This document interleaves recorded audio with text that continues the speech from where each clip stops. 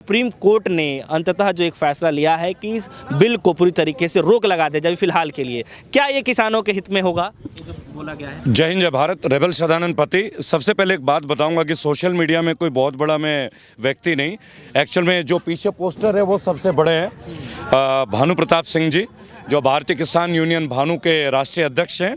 इन जैसे लोगों से कहीं ना कहीं हमें प्रेरणा मिलती है।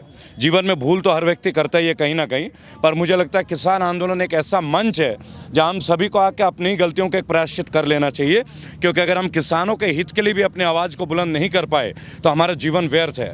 और मैं तहे दिल से सुप्रीम कोर्ट का एक बात के लिए शुक्रिया अदा करूँगा। मैंने अपने पहले वीडियो में भी कहा, आपके मंच के माध्यम से भी कहता हूँ कि देर आए दुरुस्त आए। कम से कम आपको किसानों की ये व्यथा तो समझ में आई, लेकिन जो समिति का गठन करने का आप फैसला कर रहे हैं वो उचित नहीं है। वो उचित नहीं है। वो इसलिए उचित नहीं है क्योंकि आप समिति में जिन लोगों को लेंगे उनका भी पॉलिटिकल बैकग्राउंड है। आप समझे, वो किसान के खेती के बैकग्राउंड से नहीं आते। आपको किसी भी कार्य का कुशल क्षेम या उसके बारे में अगर व्याख्या करनी है या वर्णन करना है तो आपको उसकी पृष्ठभूमि को देखना चाहिए। और मैं ये भी नहीं कहता कि आप किसान आंदोलन के जो बड़े बड़े प्रतिनिधित्व करने वाले केवल उन्हीं को लें। आप साधारण उन किसानों को लें जिनको आपने पुरस्कृत किया है भारत के विभिन्न जिलों में, चाहे पश्चिम बंगाल से हो, चाहे पंजाब से हो, चाहे हरियाणा से हो, चाहे उत्तर प्रदेश से हो, देश के विभिन्न प्रांतों से। तब तो ये लगेगा कि आपने एक समिति का गठन किया, पहली बात।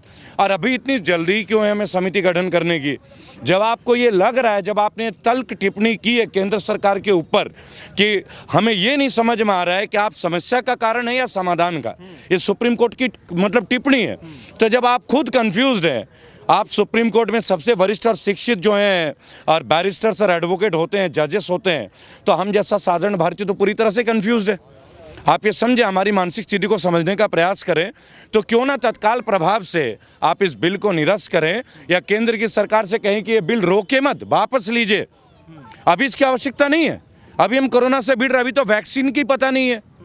आप स्वयं देख रहे हैं, ड्राई रन चल रहा है, कभी वो रन चल रहा है, अभी ये नहीं पता कि वो इफेक्टिव। जब हम कोरोना के विषमय काल में गुजर रहे हैं, किसानों के बारे में सोच रहे हैं, आप बहुत अच्छा लगा, लेकिन पार्लियामेंट में बैठ के सोच रहे हैं, अच्छा नहीं लगता। किसानों के बारे में अगर आपको सोचना है भाइयों, तो क्यों ना खेतों में आ जाए। गलत है क्या योगेश जी? आइए किसानों के बीच, तो लगेगा कि आप किसानों में कर रहे हैं। लेकिन अगर आप बंद कमरों में पार्लियामेंट में गिने चुने 500 साढ़े 500 प्रतिनिधियों के साथ बैठ के करोड़ों लोगों का भविष्य का फैसला करेंगे तो ये अनुचित नहीं, ये अन्याय है। और अन्याय ये देश अब सहेगा नहीं। तो मैं सुप्रीम कोर्ट से, माननीय सुप्रीम कोर्ट के जो कि देश की सर्वोच्च संस्थान है, उनसे अनुरोध करूँगा कि ये सर्दी की ठिठुरती रातें और बरसात की गीली रातों में जो माताएं बहनें और हमारे मासूम बच्चे जो किसान के परिवार से हैं, कई लोग आप देखेंगे हैंडीकैप्ट हैं जो व्हील चेयर में आए हैं अपना समर्थन देने के लिए। नेता तो नहीं आए, पीएम साहब तो नहीं आए, कृषि मंत्री कहते हैं हम बुला रहे। क्यों बुलाते हैं भाई? मत बुलाइए ना, सीधा उनके बीच आ जाइए। आ जाइए चिल्ला बॉर्डर पे, आ जाइए आप क्या बोलते हैं गाजीपुर बॉर्डर पे, आप आइए करनाल बाईपास पे, सिंघू बॉर्डर पे आइए, आपका सदैव स्वागत है। लेकिन जब आप कहते हैं कि हमने बुलाए तो ऐसा लगता है जैसा ब्यूरोक्रेसी की तरह पेश आते हैं। ये बुलाना क्या होता है? आप मुट्ठी भर नेता हैं, आपको बुलाने की क्या जरूरत है? हम करोड़ों लोग हैं, हमारे बीच आइए ना। हमने ही तो आपको सड़क से संसद भेजा है। ये देखिए सड़क पे हम, ये देखिए मंच भी सड़क पे है। क्यों नेताजी, गलत कह रहा हूँ क्या? ये सड़क पे ही है ना, तो आप आइए सड़क में।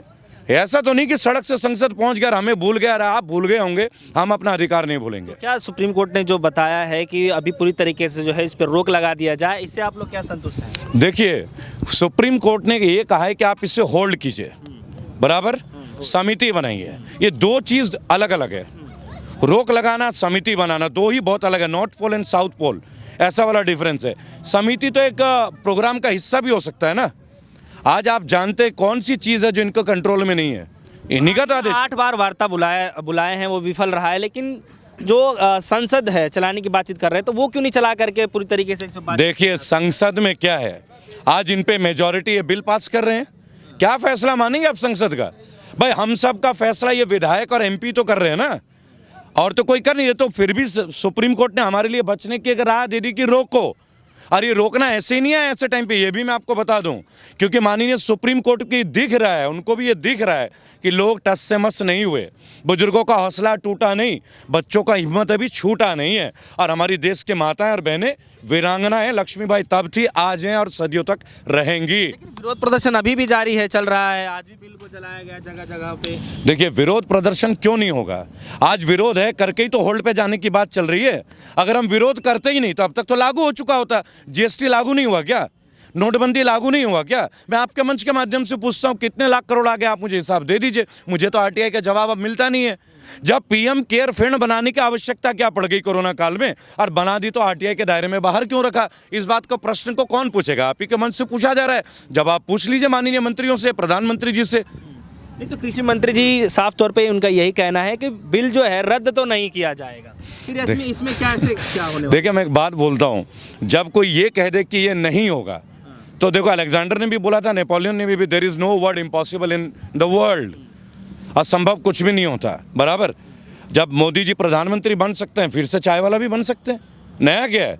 वो तो स्वयं इस बात को स्वीकार करते हैं, मैं चाय वाला था, पुनः बन सकते हैं। जरूरी तो नहीं कि लिखा हुआ है कि आप ही प्रधानमंत्री बने रहेंगे, जरूरी तो नहीं कि तोमर साहब ही परमानेंट है। आप जब हिंदुत्व की भी बात करते हैं, एक बात मैं कनेक्ट करूंगा इन लोगों के साथ, सुनिएगा आप। हमारे यहाँ गीता में भी लिखा है परिवर्तन ही संसार का नियम है। मानते हैं आप? तो परिवर्तन होगा। युगों युगों से परिवर्तन हुआ है। डायनासोर आज नहीं है, परिवर्तन हुआ ना। मच्छर आज भी है, आप समझिएगा मेरी बात। शीतकाल में मच्छर कम मिलते हैं, मौसम का परिवर्तन है। उसी हिसाब से यह आंदोलन परिवर्तन की शुरुआत है। इस आंदोलन से भारत में एक नया इतिहास शुरू होने वाला है कि जबरदस्ती आप कोई भी चीज़ हम पे नहीं थोप सकते, चाहे वो किसान बिल हो, फार्म बिल हो, चाहे अन्य और कोई बिल क्यों ना हो। आपको अगर हमारे लिए कुछ करना है, पहले हमारे बीच आपको आना पड़ेगा। अच्छा, जो कमेटी बनाए जाने की जो बातचीत चल रही है, उसमें बताया ये जा रहा है, किसान नेता ये कह रहे हैं साफ तौर पे कि ये कमेटी बनाई गई है, इसमें समर्थन जो करने वाले किसान थे उनका नाम ज़्यादा है इसमें। देखिए, मैं एक बात बोल रहा हूँ, कोई भी किसान नेता ये कह ही नहीं रहा है कि हमें कमेटी चाहिए। योगेश जी, आप कह रहे हैं क्या? आप कह रहे हैं चाचा? बिल्कुल नहीं, कोई भी नहीं कह रहा। कोई कह रहा है क्या यहाँ पे? आप समझ रहे ना आवाज यहीं पे। यहाँ किसान पुत्र हैं, किसानी कपड़े देख के अंदाजा लगा लीजिएगा। यहाँ कोई 10 लाख का बूट नहीं पहन रहा है। यहाँ राहुल गांधी की तरह 2 लाख का जैकेट भी कोई नहीं पहन रहा है। मेरी बात सुनिए, साधारण लोग हैं, साधारण परिवारों से संबंध रखते हैं, साधारण जीवन जीने में यकीन रखते हैं। आज साधारण तरीके से आपको ये बात समझ में आ जानी चाहिए। देखिए, बहुत पुरानी कहावत, it is very simple to be happy but it is very difficult to be simple. समझ रहे ना? खुश रहना बहुत साधारण बात है, पर साधारण होना बहुत मुश्किल बात है। समझ रहे ना आप? ये कभी चाइना, पाकिस्तान, सिंह, फलाना ढेका, अब ये सब चीज़ें गई दूर। अब बात होगी केवल किसानों की। किसान अगर नहीं चाहता, आप छोड़ दीजिए ना। अगर एक बात बताओ, 550 लोगों के परिवार का कौन सा हिस्सा है जो किसान और खेती कर रहा है? नरेंद्र तोमर जी या कृषि मंत्री जो भी है, मैं पुनः उनका पूरा नाम नहीं जानता, मैं तोमर साहब के नाम से जानता हूँ। उनके घर का कौन का सदस्य खेती कर रहा है जी? आप बता दीजिए। क्या पार्लियामेंट में गोभी लगा दिया उन्होंने? देखिए, आप एक बात सोचिए, इतने विस्मय परिस्थिति में ये नया संसद बना रहे हैं।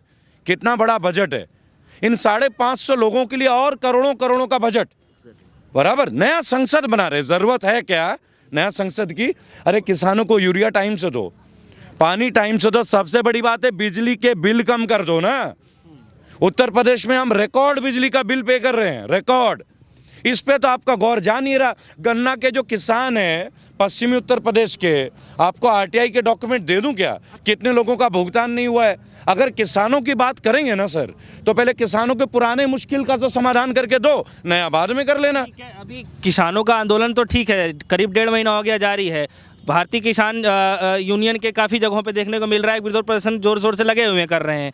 लेकिन उधर केंद्र की सरकार जो है उपलब्धियां गिनाने में लगी हुई है, कह रहे हैं किसानों का इससे भला होगा, इससे बहुत सारे बेनिफिट होने वाले हैं। हमारी विभीषिका के बारे में बात करते हैं, हमारी परेशानियों के बारे में जिक्र करते हैं, तो हमारी परेशानियों को हमें बोलने का मौका दीजिए ना।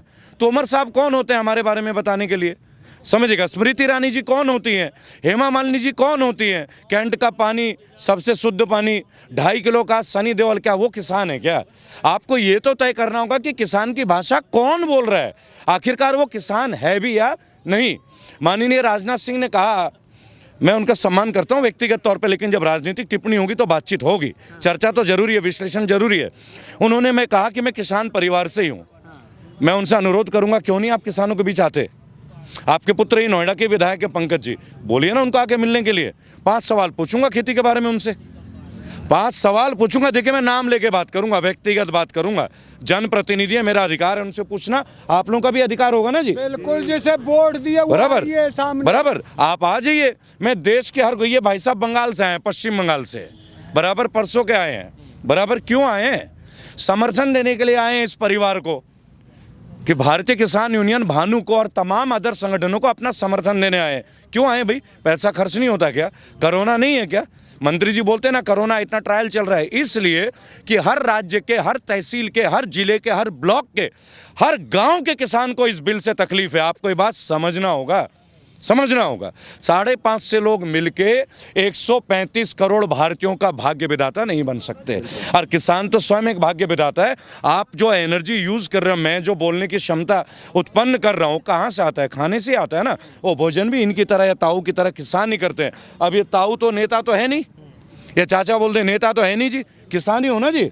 भैया देख सुनो, ये मेरा किसी पार्टी की सदस्यता में 10 रुपए का कोई वो नहीं है मेरे पास सर्टिफिकेट। मैं किसी पार्टी को नहीं समझता, मैं समझता हूँ एक भारत की जो रीढ़ है वो गांवों से निकले। गांव उजड़ गया, शहर बच गया, लूट के खा गए हम किसानों को। ये लाल बहादुर शास्त्री ने नारा दिया था, जय किसान जय जवान। कब दिया था? जब देश में अन्न की कमी थी। किसानों ने अपनी खून पसीना की कमाई से देश को सींचा है, आज वही लुट रहा है। हमारा गेहूं 15 रुपए किलो लुटकर और 35 रुपया किलो में बिके। किसका? वो रामदेव बाबा का। रामदेव आटा, बताइए, रामदेव दाल। कितना सीधा सा प्रश्न है। बाबा ने जो बात बोला, रामदेव मालिक। नहीं सुनिए, चाचा का सवाल मैं और अच्छे से इलेक्ट्रॉनिक और डिजिटल तरीके से, आजकल डिजिटल है ना जी, ये डिजिटल का कितना खर्चा हो गया कि 18 रुपए का खरीदा हुआ गेहूं पॉलीथीन के 10 रुपए के पैकेट में घुसते ही 40 रुपए का आटा बन जाता है। बिजली के कितने मीटर यूनिट लगते होंगे आप समझिएगा, और किसान कितना यूनिट बिजली पे कर रहा है ट्यूबवेल का, आप जाके देखिए। तो मेरा एक छोटा सा सवाल है, जिन पे 3-3 बीघे के ये ज़मीनें हैं और वो दिल्ली में अच्छा रेट मिल रहा है, और वो दिल्ली में बेचना चाहता अपनी रबड़ को, अपनी मछली को, अपने कपास को, अपने धान को, बराबर, तो वो छत्तीसगढ़, बंगाल से, दार्जिलिंग से, केरल से दिल्ली तक वो फसल को लाएगा कैसे? कौन सी गाड़ी में लाएगा? उसका किराया कौन देगा? और जब वो लेके आ भी जाएगा जैसे तैसे करके, उसको दिल्ली में उतारेगा कहाँ, रखेगा कहाँ? उसका गोडाउन कौन बना के देगा? क्या अदानी जी बना के देंगे, अंबानी जी बना के देंगे, या अंबानी ने कृषि मंत्री तोमर जी बना के देंगे? इसका जवाब कोई दे नहीं पाएगा। आपको बताऊं क्यों? इसका जवाब 2019 में रच दिया गया था। कैसे? 2020 में बिल आई, अडानी जी ने पहले ही अपने एग्रो गोडाउन्स बना लिए, ताकि वो किसानों के बीच में जाएंगे कि भैया तुम्हें मेहनत करने की जरूरत नहीं है, तुम लाओ और यहाँ दे दो, बराबर। अब जो छोटे छोटे व्यापारी हैं जो खरीदते हैं ना किसानों से, अब उनकी एक श्रेणी को खत्म किया जा रहा है। समझिएगा बात को।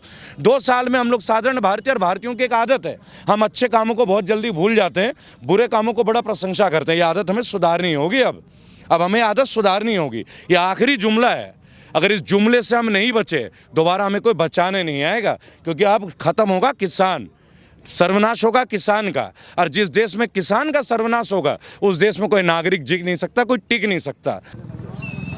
तो बहुत बहुत धन्यवाद। हमारे साथ रेवल जी मौजूद थे और लगातार किसानों के आंदोलन में जुटे रहे हैं, और किसानों के समर्थन के लिए जो है, उनकी जो भलाई के लिए जितना सब कुछ हो सकता है वो लगातार करते रहे। हालांकि इनका कहना साफ तौर पे यही है कि सुप्रीम कोर्ट ने जो है जो भी कुछ निर्णय लिया है उसका सम्मान कर रहे हैं, लेकिन जब तक ये बिल पूर्णतः वापस नहीं हो जाएगा, किसान भाई नहीं जाएंगे घर। फिलहाल के लिए इतना ही। जुड़े रहेगा हमारे साथ, देखते रहिएगा डेस्पो न्यूज़। धन्यवाद।